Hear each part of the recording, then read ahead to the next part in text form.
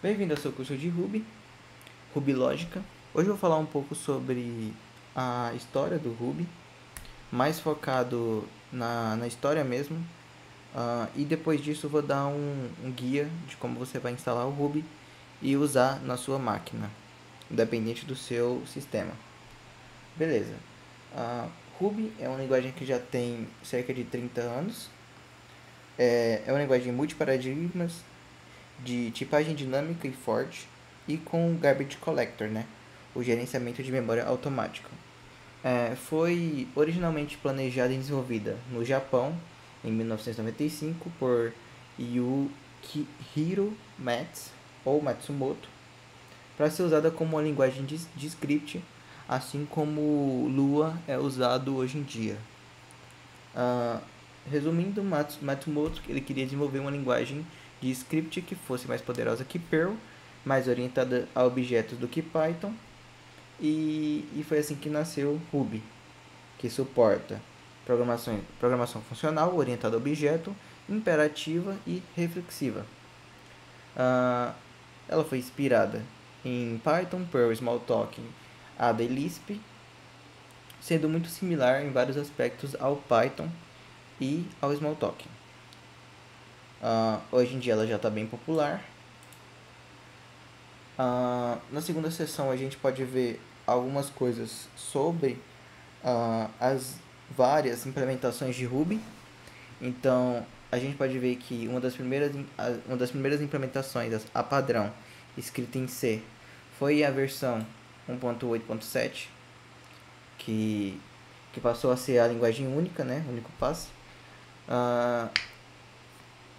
Mas daí aqui para frente ele vai falar que tem outras implementações, como o Yarv, o JRuby, Rubinus, Iron Ruby, Mac Ruby e Hot Ruby. E ele fala que cada abordagem é diferente, como o Iron Ruby e o JRuby e o Mac Ruby fornecer compilações em just-in-time, e o JRuby e o Mac Ruby também fornecer compilações em IoT.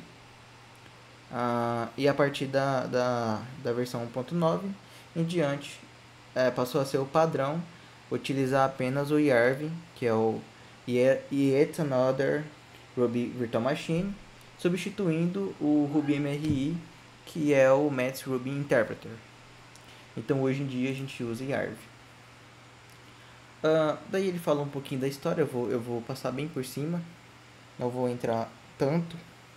Mas basicamente, como eu já falei, o Maths queria criar uma linguagem de script que fosse mais poderosa que Perl, mais orientada a objeto que Python. E ele decidiu criar a linguagem Ruby. A partir do decorrer do tempo, a linguagem foi ganhando mais popularidade, né? As documentações eram todas em japonês. Então, com a expansão da linguagem para outros continentes, foram criados talks e conversa entre contribuidores do Ruby para deixar tudo mais, como é que se fala? Mais disponível para outras pessoas, né? No caso no inglês, que seria a linguagem, entre aspas, universal. E aqui fala que em 2000 foi lançado o primeiro livro de Ruby em inglês, que seria o Programming Ruby, e ele foi liberado gratuitamente para o público, e tudo em inglês. Por volta de 2005 surgiu o Ruby on Rails, que é um framework web muito popular, que é escrito em Ruby. Rails ele é frequentemente ele frequentemente alavanca a linguagem Ruby. Eu diria, na minha opinião, que o Rails é quem faz o alicerce do Ruby para ele ser conhecido, embora ele não seja tão conhecido. O que tem de pessoas que conhecem são mais focadas pro Rails. Mas isso é um passo para depois. Logo abaixo ele fala também algumas observações, como de que a partir da versão 9.2/P290, a linguagem ela tinha duas licenças, né? Então era GUnit General e a Public License. E a partir da 193p0 ela passou a ter outras duas licenças que seriam a Ruby License e a FreeBSD License. A partir da versão 2.1.0 o projeto começou a utilizar o versionamento semântico e o suporte oficial para a versão foi na versão 1.9.3. Perdão.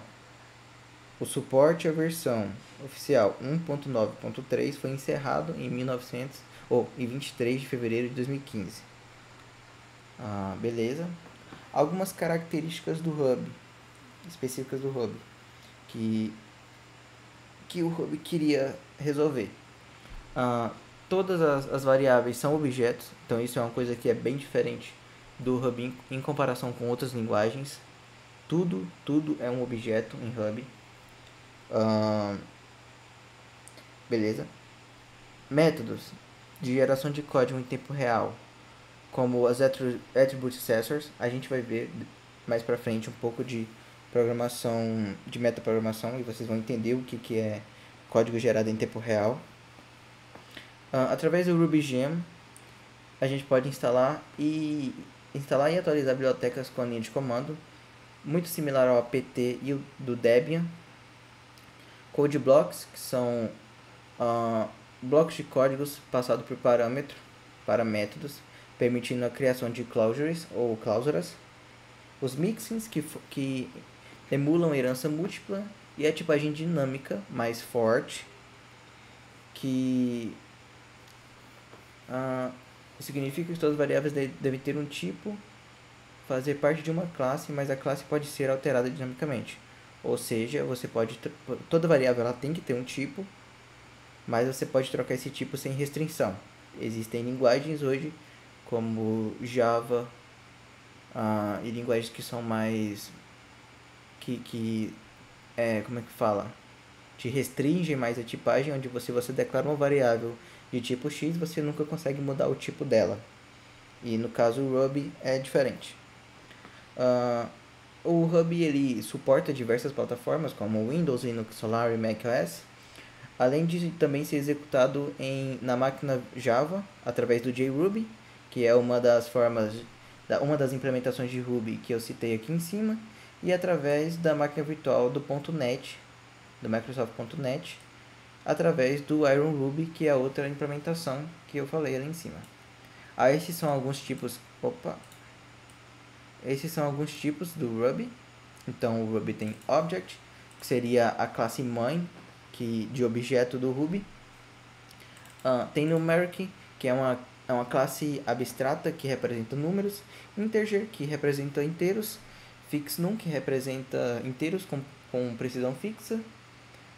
BigNums, que representa inteiros com precisão infinita, mas isso depende da quantidade de memória disponível.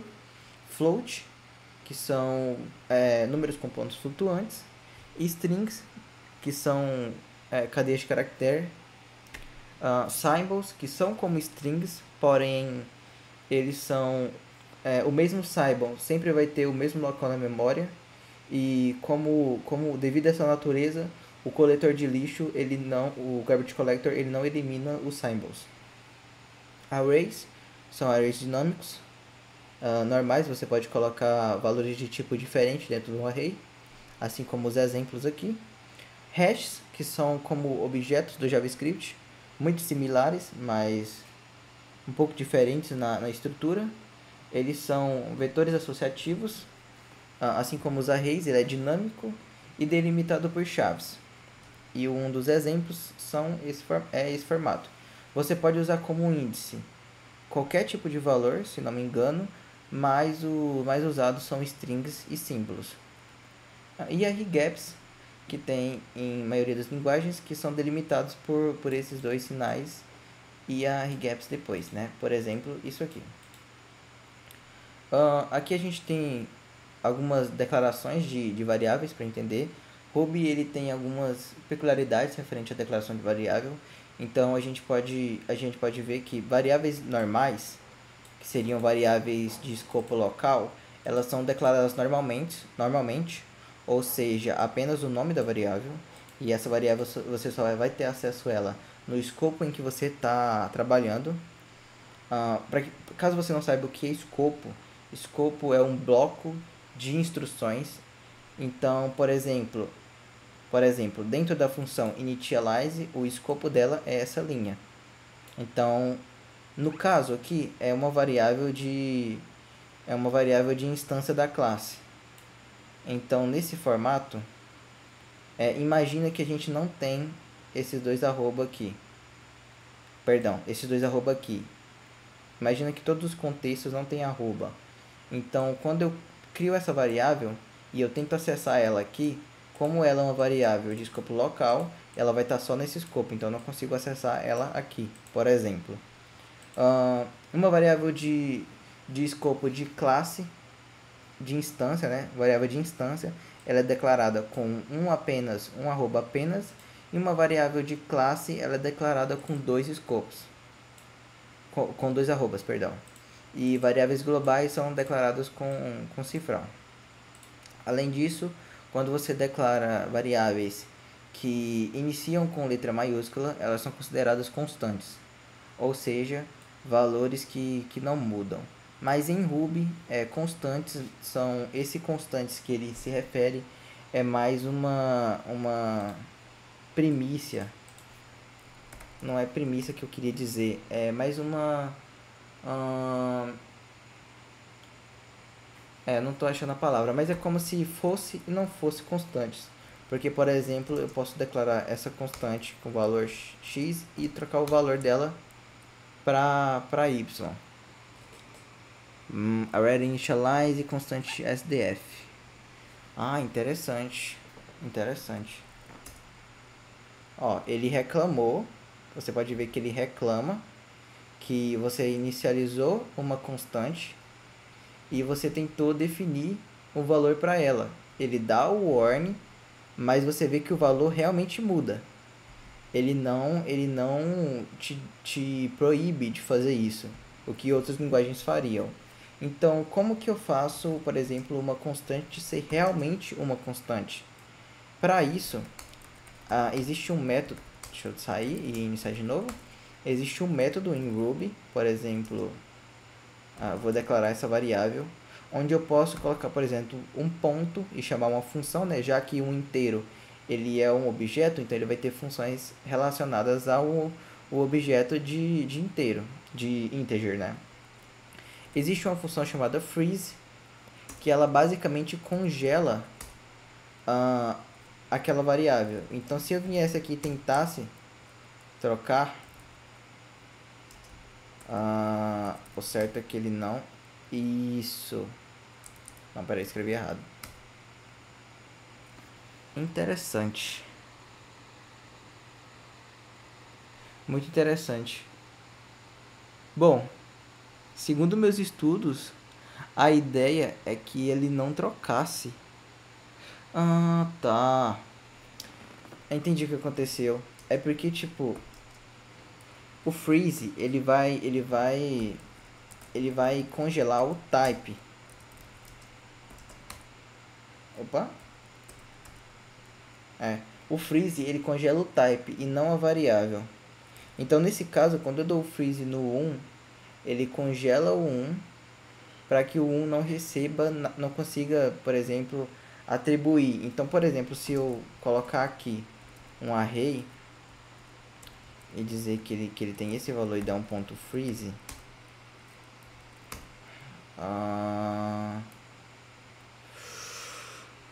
freeze for instance array,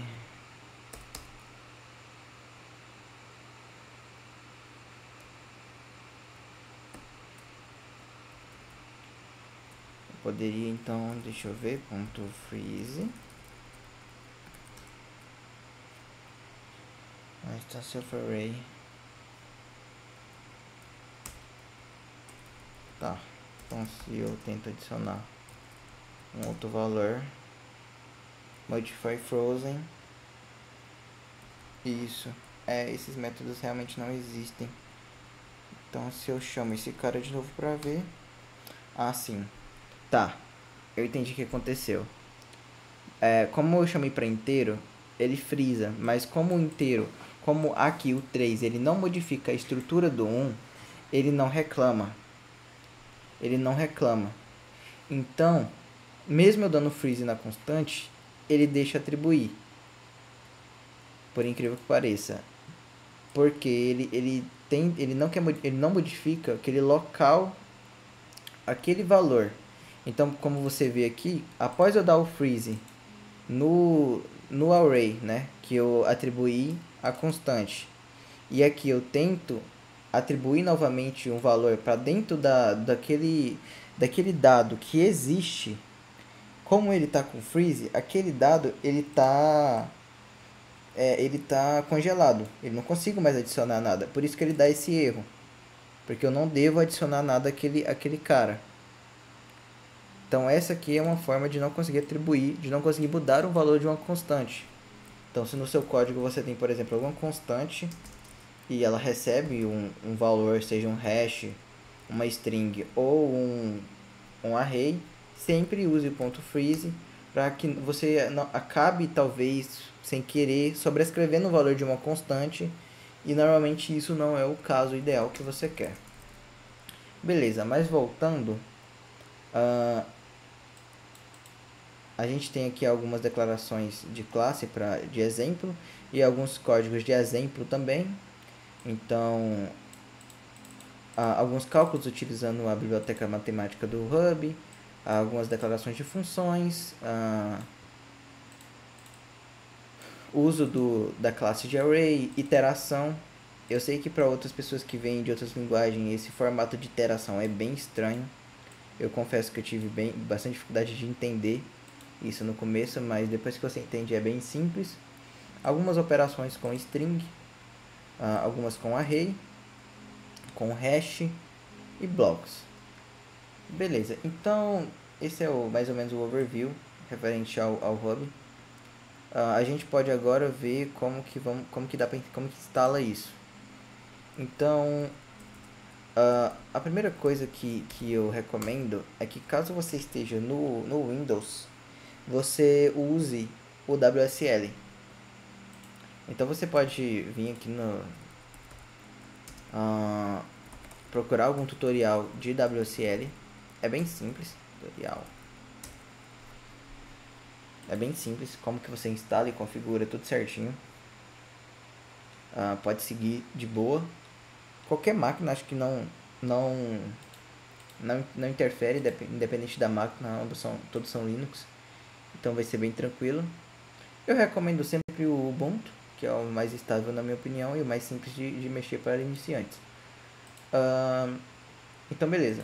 Com a sua máquina, caso você esteja no Windows, com seu WSL, você vai procurar pelo RBEnv e vai entrar no primeiro link. Creio que isso funcione tanto no Mac quanto no Linux também. No Mac eu nunca testei, mas dei uma pesquisada e todos usam RBEnv do mesmo jeito. O RBEnv ele é um gerenciador de versões do Ruby. Então ele vai gerenciar o seu ambiente, né, de desenvolvimento para a linguagem Ruby.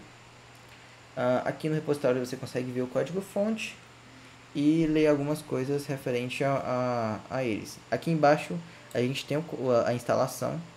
Então aqui já tem, caso você estiver usando Mac ou Linux e queira instalar pelo Homebrew, tem o seguinte código. Caso você queira instalar via apt, que vai ser o seu caso você esteja usando Debian, Ubuntu ou outros derivados, use esse, que é o que eu instalei na minha máquina. Arch Linux, você vai ter que pesquisar aqui no Hourpack, Fedora, e o Fedora é desse jeito aqui. Basicamente os seus comandos vai ser o RBEnv init, para você startar o setup no shell e fazer o load do env, e depois disso é só fechar o terminal e ser feliz. Você também pode instalar diretamente com o Git também, caso você queira.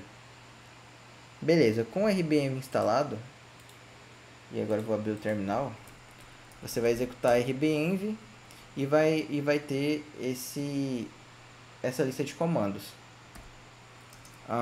Com o comando versions você pode listar suas versões, e com o comando install você pode instalar alguma específica. No meu caso estou na 3.3.4, que é a última versão que eu instalei. Mas se eu não me engano, a última oficial que foi lançada há pouco tempo é a 3.3.5. Mas eu ainda não tenho ela aqui nas listas do RBEnv, que ela é extremamente nova. Então, tecnicamente, a última é sim a 3.3.4.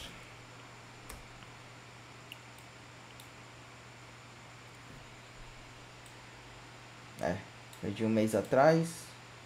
Beleza. Eu vou estar usando essa versão, a 3.3.4. Então, caso você queira instalar, basta dar um RBEnv install 3.3.4. Como eu já tenho, ele vai pedir para instalar de novo, mas eu não vou instalar porque eu já tenho. E aqui ele vai fazer o passo a passo de instalação e configuração de tudo. O que eu recomendo é, após isso, você executar um RBEnv global 3.3.4, que assim ele vai setar a sua versão global do sistema como a 3.3.4. Caso você queira usar, por exemplo, outra versão, basta instalar e mudar globalmente da mesma forma. E caso você queira, por exemplo, digamos que você tem algum projetinho que use uma versão específica do Ruby, teste, que usa uma versão específica do Ruby, basta executar um RBEnv local e a versão, que aí ele vai ficar local apenas naquela pasta. E ele gera esse arquivozinho .ruby version, que basicamente tem a versão que você está. É assim que usa o Ruby. Para executar o Ruby, como que eu faço? Existem duas formas. Eu poderia usar o Ruby assim, e ele já estaria executando direto a máquina.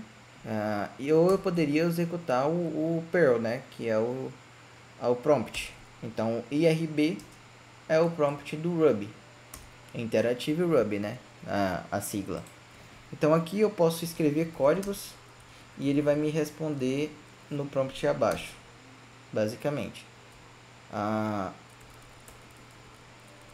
Além disso, outra forma seria criando um script, né, um código. Então poderia vir aqui e digitar, por exemplo, main.rb. RB é a extensão do Ruby para você escrever código. Então aqui poderia escrever, por exemplo, puts Ruby language.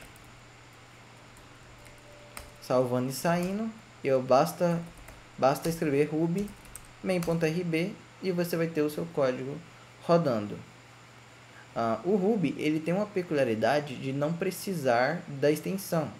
Então poderia, por exemplo, criar um outro arquivo chamado exec e não passar nenhuma extensão para ele e escrever um código Ruby aqui dentro.